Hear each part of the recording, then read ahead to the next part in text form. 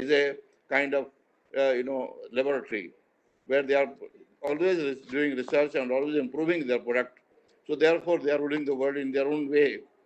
So that's why we are wanting also our Indian friend, Indian brethren who are living abroad, that they will continue to support us back in India in terms of technology, in terms of remittances that they have been remitting to India and therefore sustaining India's economy. That in no time, there have been occasions when we were very short of foreign exchange, and it was a big issue that we had to even pawn some gold in order to survive.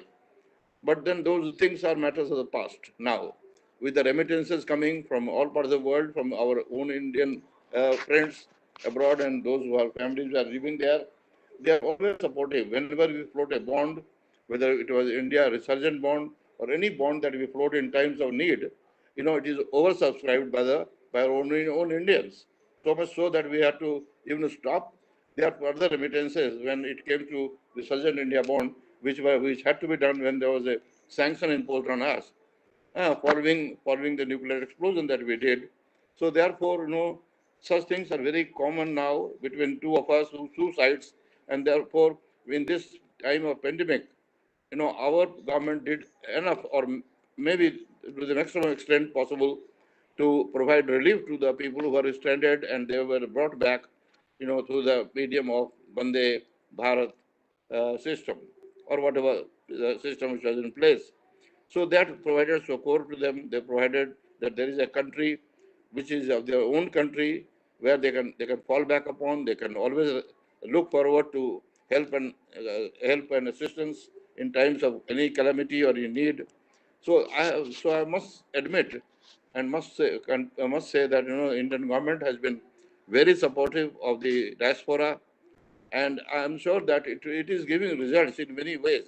That time is not far when India will be one of the most advanced countries, and mainly because of the contributions of those people who are, and they are connecting ourselves with the. Hello, is it okay? Am I audible? Am I still audible? Not audible? You are audible. You are audible, sir. Audible, sir. Yes, sir. Yes, sir. You are audible. Okay, all right. So therefore, I'm saying that both sides have to look up to each other for any kind of sustenance and support, so that we become a strong nation in the true sense. So therefore, it's a big reservoir of knowledge as well as resources, and they are financially very well placed, and therefore, we can always look to them for our support. At the same time, they also look towards us, that if India achieves some degree of success in the field of technology, and if we also become a technologically advanced country, then there is a room for their prosperity, their growth. They are coming back to India to serve their country. So that possibility is always emerging. Possibilities are there, and I'm sure that in no distant time, India will achieve that position where these people who are living abroad and who are our own people will like to come back, gladly come back. Only thing is that their children may not like to come back. That is a different thing altogether. But if India can provide them jobs and facilities by which they feel very happy and comfortable, there is no reason why they will not also like to come back. So therefore, we are looking towards. We have played a role, a definitely good, supportive, significant role in mitigating the hardships created for those who are stranded abroad and who are no means to meet their obligations. So hence, I am very glad that this subject has come up now for a global webinar, and we are trying to remember the great contributions made by Indian government. Thank you very much. I have nothing more to say. Thank you, sir. Thank you very much, Professor Madhurkar, because you have rightly pointed out there is a need for both sides, India as well as the Indian diaspora. What we have been receiving as per the expectations and what they have been receiving and what they expect from us. Of course, you focused on technology and remittances. These two are very important to in the future course of action, like how best we can technologically because it's quite sure already the technology-driven society has started. And particularly during this corona crisis, we have seen how technology has taken a lead, and we live in a technology-driven society. And certainly in the coming years, so this technology in all aspects, whether it is know-how or whether it is communication or whether it is industrial technology, so it would certainly help both sides to support each other. Similarly, remittances, which is a very important aspect of a diaspora community, what we receive as a part of remittance and strengthen the economy. And it is quite natural, and we always appreciate and take note of it whenever we need it. So they have supported us and they will continue to support in a big way or in a small token way. They have been supporting and they'll continue to support. At the same time, India has certain role to play, and in India will continue. But one thing we should also take a note of it, that whatever the expectations we have from India, so it has been met. So what their expectations and their expectations from India has gone increased many folds, because the positioning of India in growth in the world for last 6 years we have seen how India has positioned itself, and that has been also because of the strong leadership, strong political willpower, strong bilateral relations, foreign policy, and a vibrant economy with huge human capital. Such kind of potentiality we have at present. For last 6 years we have seen under the leadership of Prime Minister Modi, and so it is quite natural that expectation will increase manifold. And also equally, I do see that they are also instrumental to such positioning. It's Indian diaspora who help and play an instrumental role in positioning India and its aspiration for a global power, and will continue to, and certainly will achieve it in soon. Maybe in a couple of years we'll achieve it. Thank you very much for a wonderful thought sharing with us. So we will now move on to this next speaker. Is Mr. Thomas available here? Mr. Thomas, are you here? Well, so now we will next move on to Professor Alok Chakrawal. Professor Alok Chakrawal is around? Professor Alok Chakrawal from Rajkot, Saurashtra University. Professor Alok. Professor Rajnish Shukla. Professor Rajnish Shukla, Vice Chancellor, Antarashtriya Hindi Vishwavidyalaya, Wardha. He may not be able to getting this connectivity because he was traveling from Delhi to Wardha, so I can understand his problem. And he had categorically told me I may get disconnected in between. I don't know. So no, we would next. Can we move on to the next speaker? And we have next speaker, our own JNU alumni senior, Sri Bhargav Mitraji, and he has requested my introduction is very brief, and certainly it's very brief. So JNU alumni, that's one. Second is he studied in Center for Russian Studies in School of Language and Literature, and 1984 to 1989 he stayed in JNU, did BA and MA, and subsequently joined the civil service, and at present he is Joint Secretary in Government of India, perhaps looking at the affairs of our Prime Minister office. And sir, you are a JNUite, so I know you know all aspects, and you are a quite experienced person in terms of your bureaucratic understanding and also diasporic context, and how best we can respond. And we have responded in future, we have responded in past, we can respond in future also. So please, I request Sri Bhargav Mitra sir to deliver the valedictory speech. Sir, please. Bhargav sir.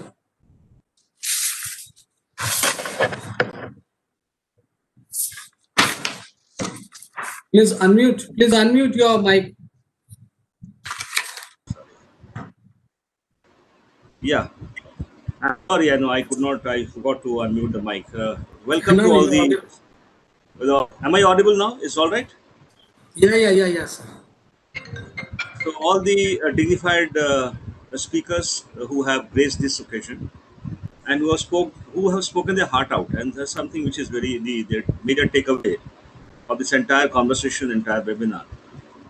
This webinar has essentially tried to focus on what Indian government has done, what India has essentially, not as a favor to anybody, but as a mark of duty, and that's very important. And whenever you do a duty, there would be a few gaps which are understandable. Anything of this nature, of this magnitude, will always leave a few gaps. But our endeavor is not to look at the gaps. Our endeavor is to look at the positive side of what has been achieved and what lesson we can learn from the entire uh, episode of COVID-19. Probably in our lifetime, just hope that COVID-19 kind of situation happen only once in our lifetime, and that's about it. We have learned enough from this. When uh, Minister of State Muralidharanji spoke, he spoke about the steps that Indian government is taking, the proactive stance that the government of India has taken, the role that the embassies and the consulates across the world have done, the way the diaspora has responded. I would always submit, that a couple of things are not visible to us when we are away, when we are handling a crisis of this nature. A couple of things are not clear to us. But, at the back of what is happening, a lot of activities going on which we are not aware of. They may not come to the surface, but a lot of things are happening. We are part of the government. We also kind of, keep doing something or the other. And we understand how difficult it has been for a government to address this issue in a manner that we always have to look at India as a country of 130 crore people. When we compare that with a small country elsewhere, then we understand that the magnitude of the problem is massive. And to control India is almost an impossible exercise. If the government of the day has been able to do something in this regard, it's a mammoth work, and that must be acknowledged. And I'm not speaking because I'm part of the government. I'm speaking because I'm part of the Indian establishment. I'm also an Indian national, and I can understand what exactly has been going on. So these points have been highlighted by the Minister of State. When Professor Mohan Gautam spoke, he very graciously touched upon the uh, gesture of lending a hand of help, and that's something which is very important. In such times of crisis, any hand of help is handy, is important, and it basically reflects what we are. It's very essential. A crisis shows the man. The crisis has actually brought to the fore some very unsung heroes who never were seen anywhere. And if you can see around your own lives, very small people, very unsung people, very ordinary people who we always thought they're very ordinary, they have become extraordinary warriors. So we have a warrior in ourselves, and that warrior has come to the fore. And that is a very major takeaway of this entire COVID 19. So COVID 19 has also shown a few positive streaks. It's not always something which has hit us very hard. It has hit us very hard. It has hit everybody very hard. I mean, there's no country in the world which has not been hit very hard. Some countries have handled it in a particular manner. Every country has its own challenges, so I'll not go into comparisons. But the way we have risen to the task is something which is outstanding. A lot remains to be done, but still. Then Professor Ajay Dubey also spoke about the plight of Indians abroad. That has been a very major issue. But as our esteemed speakers have shown and spoken, this issue has been handled or is being handled in a very competent manner and with a lot of sensitivity. We for sure we know we have served the missions abroad. Ambassador Mudgal also touched upon this issue very effectively when he spoke about the humane approach of the embassies. You also must understand the load that is on an Indian embassy. If you are in Washington or if you are in the UK, if you are in Central Asian countries or if you are Russia for that matter, the kind of requests that come in, the kind of pressure that an embassy official can be. There could be a few occasions of whatever, but we all ultimately will have to look at it from the perspective of how we are approaching the matter. So I think Professor Ajay Dubey touched it upon it very well, and he also spoke about the plight of Indians in Africa and the way the government has been aiding and coming to the support of those people where even medical services are not available. So that service has been provided. These are all happening in the background, is going on while the country is struggling with so many things which are visible in the media. What is not visible in the media is what is happening from the vis-a-vis the diaspora, vis-a-vis the stranded Indians. This is not something which is visible. You can only see a flight landing on some kind of tarmac and all that. But the effort which goes behind handling a one flight full of Indians, or as one of our speakers very rightly said, about even foreign nationals being lent a hand of help by the Indian government when their own governments were not actually doing much about it. They left it to the Indian government to handle it. We handled it. We took care of that. And I must tell you that quite a few American nationals who are stationed in India, they refused to go back to the US. They decided to stay back in India because somehow they thought that the situation in the US was not being handled the way it should have been as compared to what India has been doing. So they had more faith in the Indian system of handling COVID-19 than their own systems back home. This, we don't need a certificate, but at the same time, we must pat on our backs, the guys who are doing a fantastic job. Professor Annapurna Pandey, she brought up some extremely important issues pertaining to the visa-related matters or problems being faced by Indian nationals in the US. And I think we have taken note of a few requests and suggestions from her to the government of India, especially to the MEA. And I'm sure that we will kind of compile it. And Aj will be kind enough to kind of put it through to the Minister of State for its consideration. And I'm sure the government of India will take a composite look at what exactly. And these are very valid issues because Madam has been uh, experiencing it firsthand, and that's why it becomes important. And she has seen it from very close angles, and especially she brought up the issue of the children born in the US, and suddenly after attaining age of 21, they face a problem. They somehow do not stay. They are not allowed to stay in the capacity that they have been staying. Well, the priority to the elderly, as she brought out a very important issue about domestic abuse. I mean, domestic abuse has been taking place in many countries as a follow pandemic. This is something which has brought the ugly side of a human being to the fore. Something which would not always attribute it to the pandemic. I would also attribute to the intrinsic human values that one has or doesn't have, or the lack of it, which actually get translated or reflected through a pandemic when there is a frustration. So pandemic is basically causing a frustration. So the frustration is basically leading to some kind of reflection of these the bad sentiments through domestic abuse. Domestic abuse was always there, unfortunately, but this is brought to the fore. Rights of women abroad. She brought up a very important issue about how their women are being hoodwinked into getting married and all that when they're taken to the US and either left stranded there or exploited. I mean, their plight, since they do not know the rights and all that. Madam brought out some very important points about the rights of Indian women who are married off and under very difficult circumstances to very rich people in the US with a lot of promises being made. So those promises are not being fulfilled. So this is something which the government of India, the diaspora also will have to kind of lend a hand of help to make people understand about the rights. If somebody lands up there, the diaspora can also hold your hand and tell a few things about what are the local rules and regulations. It's something where there's a cohesion between the government of India, the embassies, the consulates, and the diaspora. I think that quite a few speakers have touched upon this point. Ambassador Mudgal also spoke very, very nicely about a few issues about how the government has been handling it and what kind of feedback the diaspora has been giving to the government and especially to his organization. And he mentioned that India is becoming a supplier of human manpower. It's something which is very relevant. The 32 million approximately diaspora is a behemoth of a power abroad. And there are a lot of expectations from the diaspora. He also touched upon the fact how Herculean the effort has been from the Indian side to evacuate its nationals.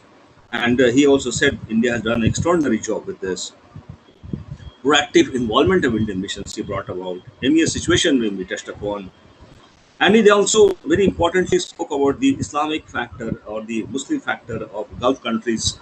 The Indians are working there. They're doing a lot of things in these countries, and they contribute a lot to the growth of the Gulf countries. And the Gulf countries have also risen to the task. And when it was mentioned that the maximum number of people Indians who have come back from a particular country was from the UAE, so there is a very important synergy which is taking place between the government of India, the Indian side, and the Gulf countries. So all these friendships which have been built over the years, they are now translating into some solid interaction, solid help.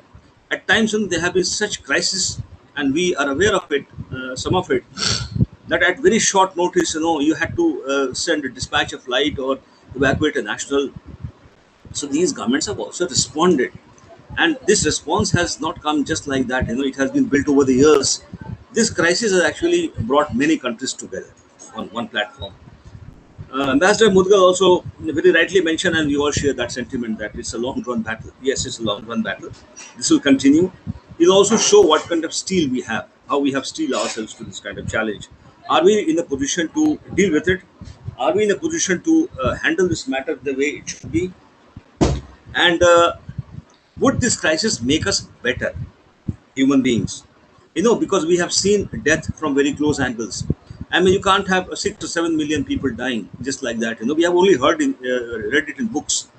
But once we see that happen in front of our own eyes, people who are there, part of our families, tomorrow they are gone. It really strikes you as something, which is undeniable. It's a very important fact. So it's a long-run battle. It will continue. The drop in economy, as you mentioned, is something which will be won over. India is a country which is on the upswing. It can take on the world. It can basically have that harmony between itself and the international community. Technology-wise, we have had great results. We have, as rightly mentioned, the openings are there. Then I think Dr. Nirja Gupta also touched upon some very, very important issues, and she said that thoughtfulness and strategy making, these have been the bulwarks of India's strategy there. And she very importantly said India has touched the diaspora, not only the diaspora but the international community also.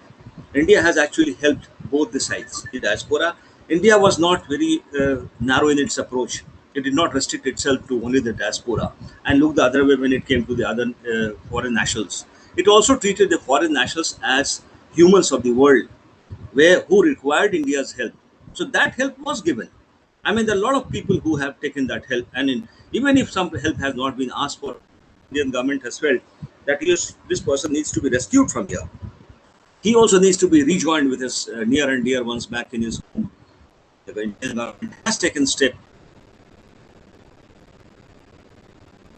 like to be evacuated, and only after that this decision was taken.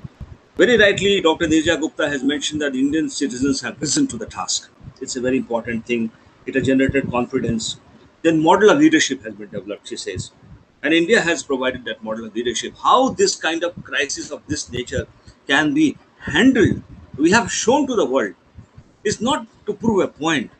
It's basically to have that belief in ourselves that we can handle a crisis of this nature. So essentially, we are trying to prove a point to ourselves that yes, we are confident as a country. Whatever has been happening, we are handling it. It's also a lesson for many countries. As one of the esteemed speakers, I think, at the end spoke about Taiwan. Taiwan is the classical example. And Taiwan has done, Dr. Madhukar mentioned about Taiwan. And a wonderful example of discipline and all that. If you have followed a lot of discipline in the initial stages in Japan, in South Korea, then because people listened. In our country, there are a lot of people who might listen, who may not listen. So we have to live with that. That's why the United States is facing a problem today because people don't listen. So they're not wearing masks. So naturally, there would be fallouts. It's clear cut. But still, that's very important that we are trying to do something, and in a very, very pragmatic and very straightforward manner. She also said, Dr. Gupta, that pandemic has fastened the pace of look towards Asia. we have also shown to the world how these things are handled. So there is a lot of respectability towards Asia, a lot of respectability towards India. And she goes on to mention that the enormity of the crisis showed that India has the capability to handle we have touched upon this issue. India's response to pandemic has gone, it has, it's not only handling of the situation, but also to provide a solution. These are very important things. We are also kind of, being very innovative in our approach. We are trying to contribute not only to our own self, but to the global goodness also. And then she says, India has shown how to absorb the effects of the calamity. It's a very important point, because if we are not rising to the task, we have shown that despite the issues, we have absorbed the calamity quite well. See, the deaths and all that which are happening, they were bound to happen. That's something which is 130 crore. There would be some deaths, but one doctor very famously said that I'm happy that everybody has COVID-19, but as long as the mortality rate doesn't go up, I'm not concerned. Let somebody had COVID, recover and be happy, and then grow nicely. But if the mortality rate starts rising, then it's a matter of concern. So the Indian government has also taken that position that we will kind of safeguard our nationals who are stranded there, so that morbidity factor, they do not languish for the lack of medical services. So even medical services have been provided. So that has also been the hallmark of how we have handled these issues. And it's a something, she spoke about the project India will be able to expedite. So essentially, Dr. Either also spoke about the necessary technological advances which are not being made. No, he has his concerns.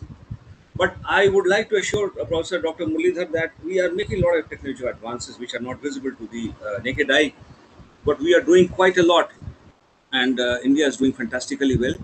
It is very difficult to rule this country, and all of you who are very distinguished people would understand that this kind of crisis, with this kind of population, with this kind of management, of this kind of uh, difference or divergence of views on everything possible, what the government has tried to do in association with the diaspora, in association with the Indians abroad, in association with the friendly countries abroad, it's a mammoth exercise.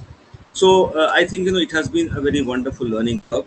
For me also, I came to know quite a few facts, and I think all the proposals which have been mooted by various speakers, they would be kind of put into a report, and we will take up the matter at the requisite level. So I would like to thank all the speakers who have brought a lot of value and substance to the discussion.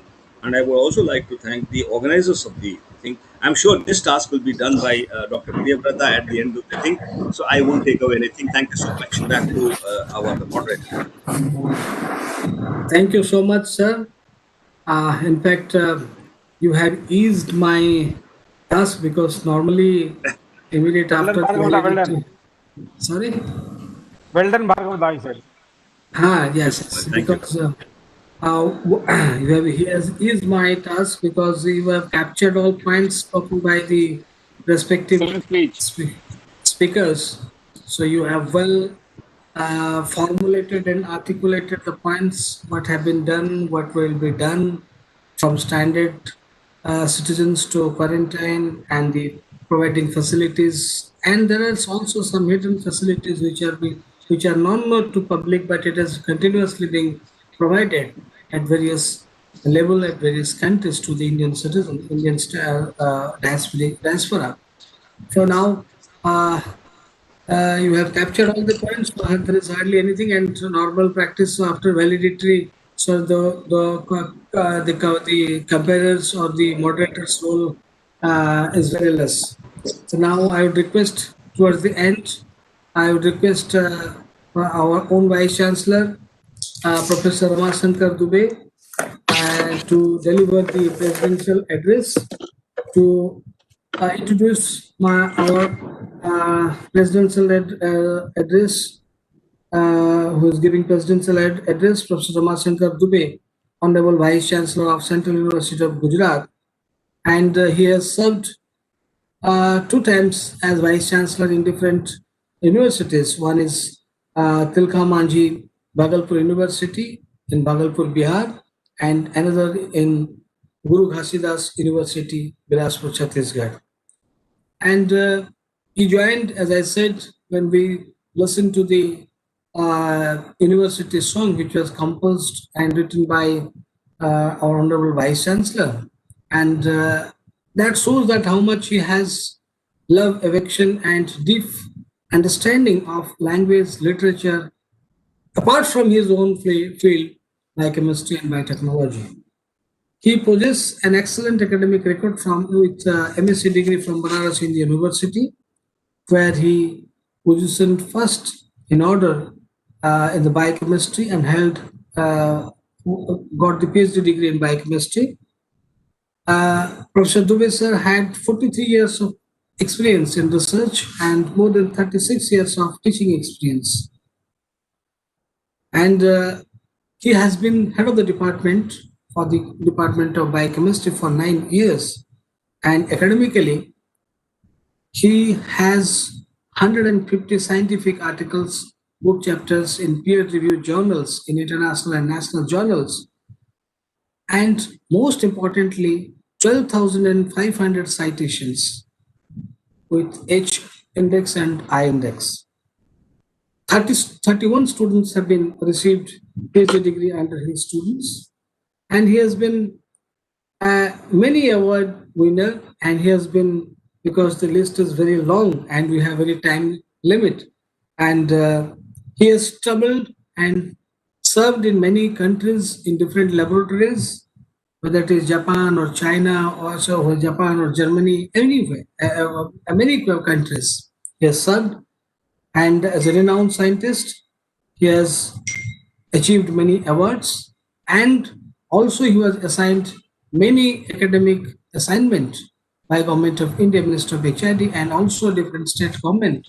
And he has been a search committee member, NAC committee members, and many more responsibilities been assigned to him by Government of India and the state governments as well. So we are delighted to have you, sir.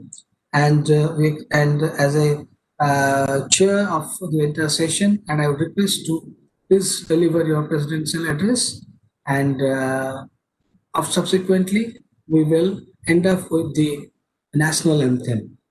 And I request Professor Ramashankar Dubey sir, please deliver your speech. Thank you, Professor Mahapatra.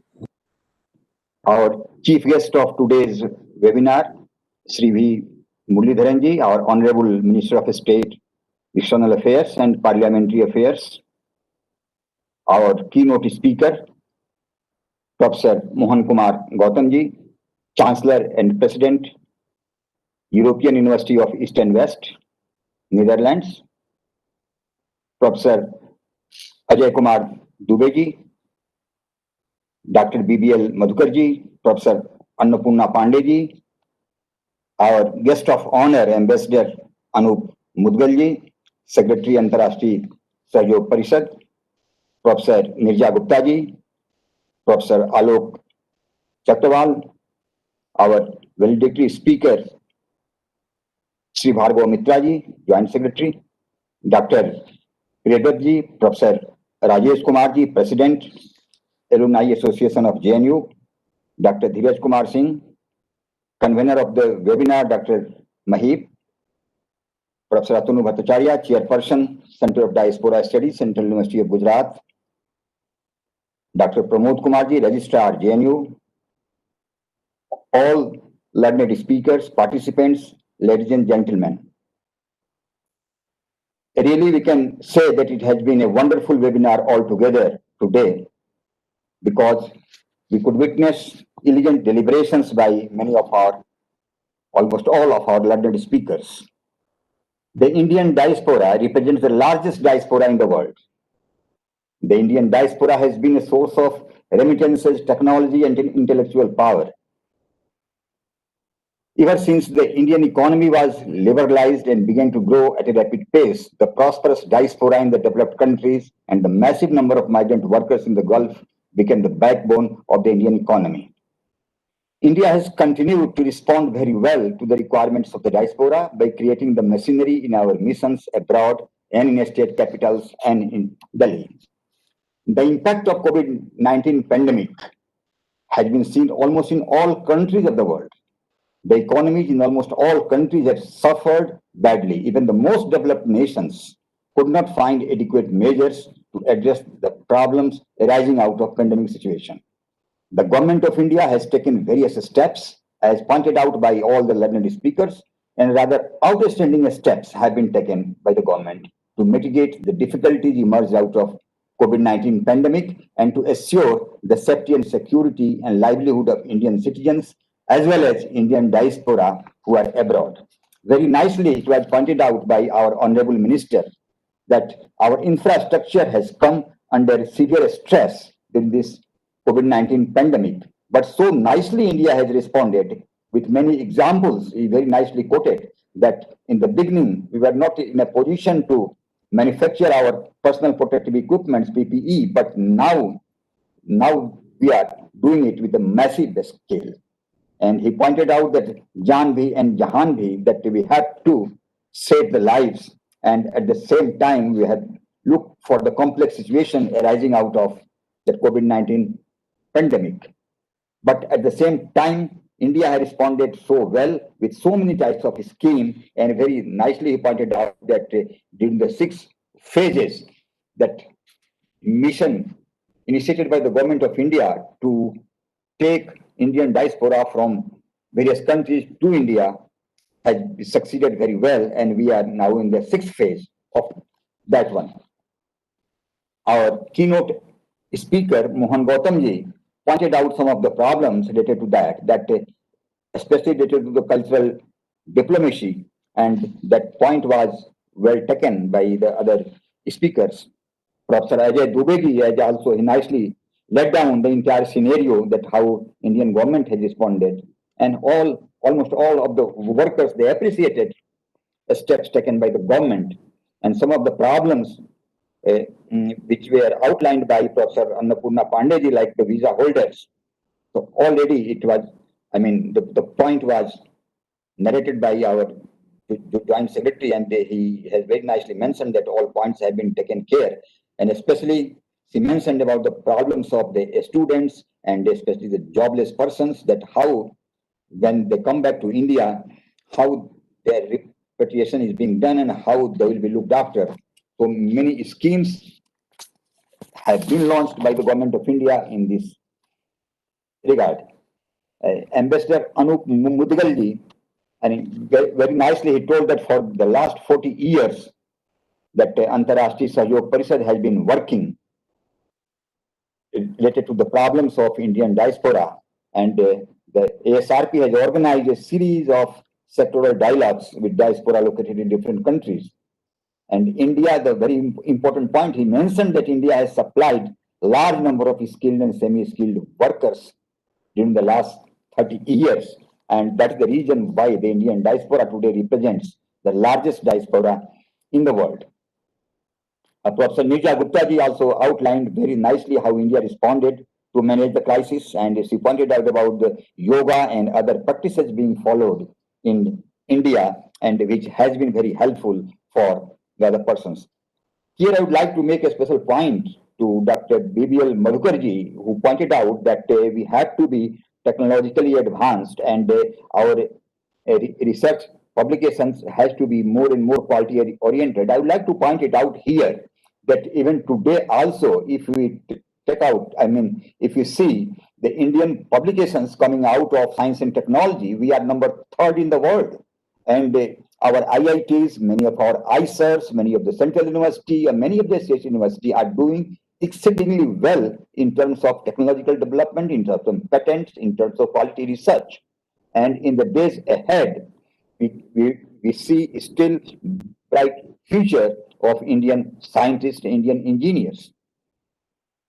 And as our Joint Secretary Bhargav Mitra ji, he pointed out the main complexity of the Indian situation, that we are dealing with the people, 135 crore people. So the complexities are to be realized, and realizing the complexity and how the government has done, really the work done by the government has been really outstanding, And not only Indian people have appreciated, but people across the globe, even in different countries, the premiers of different countries, they have appreciated the work done by the government of India, because in the time of crisis, uh, we are number third in terms of pharma industries, and we have exported, even we have supplied the medicines and many equipment to different countries.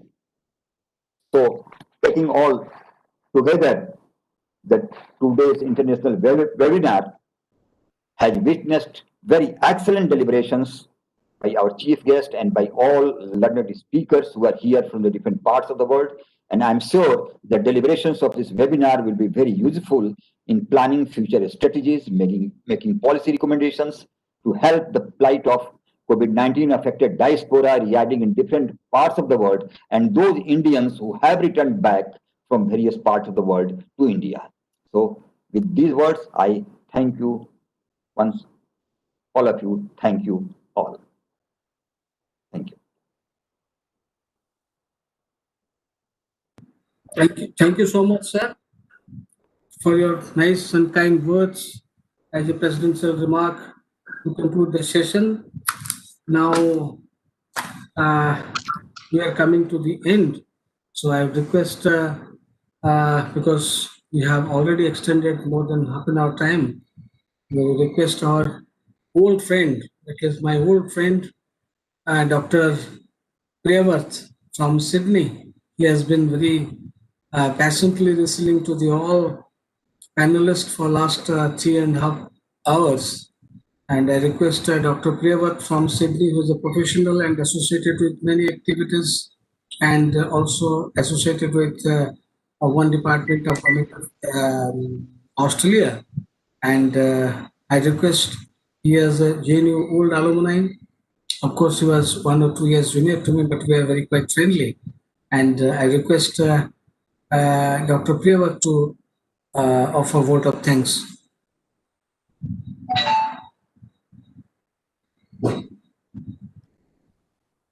Please unmute yourself. Dr. Priya, please unmute. Thank you, Professor Mahapatra. I deem it a great honor and privilege to propose the vote of thanks on this memorable occasion. First and foremost, I thank our Chief Guest, Honorable V. Muralidharan, Minister of State for External and Parliamentary Affairs, who, despite his busy schedule, has found time to grace this occasion. I express my heartfelt thanks to Professor Mohan K. Gautam, Chancellor, President, European University East and West, The Hague, Netherlands. We are grateful to guest of honor Ambassador Anup K. Mudgal for his words and encouragements. I thank him for his kindness, interest, and support. I thank Professor Ajay Kumar Dubey, Dr. Annapurna Pandey, Professor Rajneesh Shukla, Professor Neeraj Arun Gupta were not there, and Professor Alak Chakrawal and Mrs. Michelle Thomas also not there, Professor Ramasankar Dubey, for their participations. I owe special gratitude to our AAJEC, specifically President Rajesh Kumarji, General Secretary Dheeraj Kumar Singh ji, Convener Mahip Singh ji, and our very lovable Mr. Bhargav Mitra, Joint Secretary in PMO, for specific enlightenment that go beneath the surface, connecting many on-link threads that's not visible on wider spectrum. I thank our Registrar of JNU, Dr. Pramod Kumar, for his consistent support. My heartfelt thanks to all esteemed and distinguished participants, invitees, JNU alumni present here for their valuable contributions, guidance, and encouragement in all our efforts. Last but not least, I thank you, my friends, for your cooperation in making this webinar a resounding success. Finally, I'll leave you to this inspiring quotes by Martin Luther King: an individual has not started living until he rises above the confines of his individualistic conscience to the broader conscience of all humanity. Once again, I thank you all for your attention. Thank you. Thank you, Professor Mahapatra. Thank you. Indeed. Gentlemen also raise a hand for Dr. Atanu Mahapatra for his flawless moderation of the webinar. And you had an enormous task at hand. And the kind of collection that you had on each speaker was something which must be emulated by anybody who wants to moderate properly. So your knowledge showed, your interest showed, your appreciation of the subject showed. So you deserve our special appreciation. Thank you so much. Thank you so much, sir, for your nice words. And we all hail from a similar institution, so we know the academic hunger, जिसको हम कहते हैं academic mood. अभी देखिए, because just a while Professor Ajay Dubey was here, and he immediately shifted to his program which he was hosting. He is continuously hosting every Saturday or Sunday, and he come back immediately and joined with us. So this shows the academic hunger of people like academicians. And I could see many professors, Professor Tanuja Singh also here, and also S.K. Rawat, and most importantly, Professor Mohan Gautam, who is last 3.5 years continuously listening, and also Professor Tanuja Singh also listening. So we have already come to the end, and I request before we end, the technical team to please play out the national anthem, and I request all the dignitaries and participants to please rise and for the national anthem, and subsequently we will end up. Thank you so much.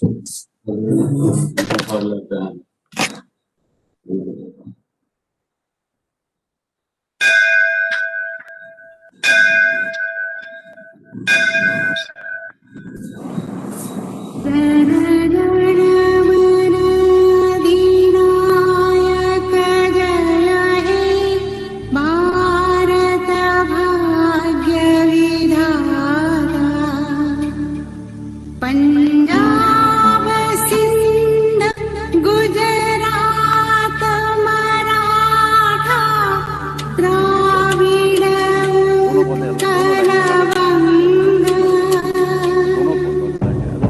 Vindhya Himachal Yamuna Ganga उच्छल जलधि तरंगा तव शुभ नामे जागे तव शुभ आशीष मांगे गाहे तव जय गाथा जन गण मंगलदायक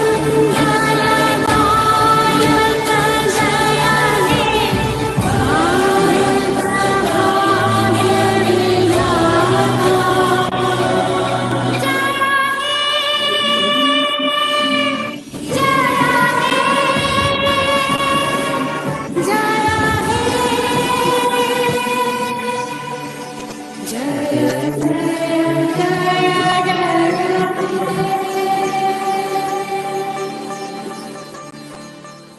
भारत माता की।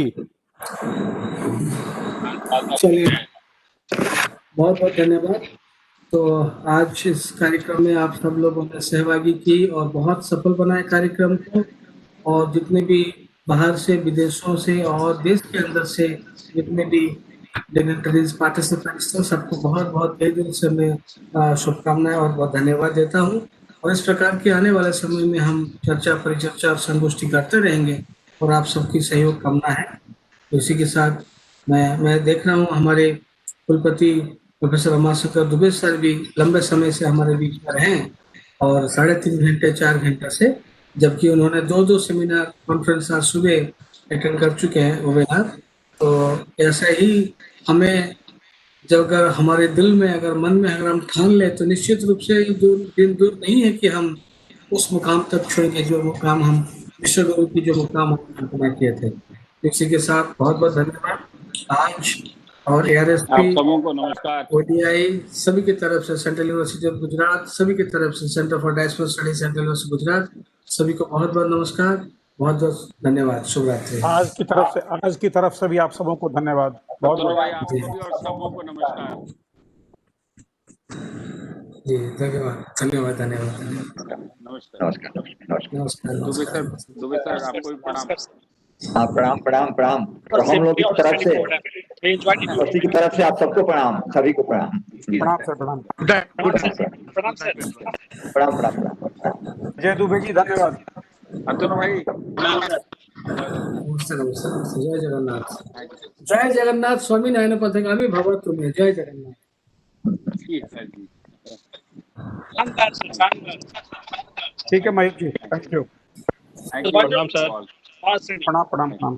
थैंक यू, प्रणाम sir. Yes sir, thank you sir. नमस्कार सर। नमस्ते मयूर सर। नमस्कार नमस्कार नमस्ते नमस्कार। हाँ तो बंद हो गई।